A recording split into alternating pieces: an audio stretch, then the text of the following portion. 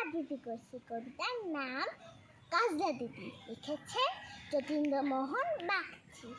বাঁশবাগানের মাথার উপর চাঁদ উঠেছে ওই, মা গো আমার শোলক বলা কাজলা দিদি কই। পুকুর পালে লেবুর তলে থোকায় থোকায় জোনাক জলে, ফুলের গন্ধে ঘুম আসে না, একলা জেগে রই। মা গো আমার কোলের কাছে কাজলা দিদি কই। সেদিন হতে কেন মা আর দিদি না ডাকো, দিদির কথায় আঁচল দিয়ে মুক্তি কেন থাকো। খাবার খেতে আসি যখন দিদি বলে ডাকি তখন, ও ঘর থেকে কেন মা আর দিদি আসে না কো। আমি ডাকি তুমি কেন চুপটি করে থাকো, বল মা দিদি কোথায় গেছে, আসবে আবার কবে।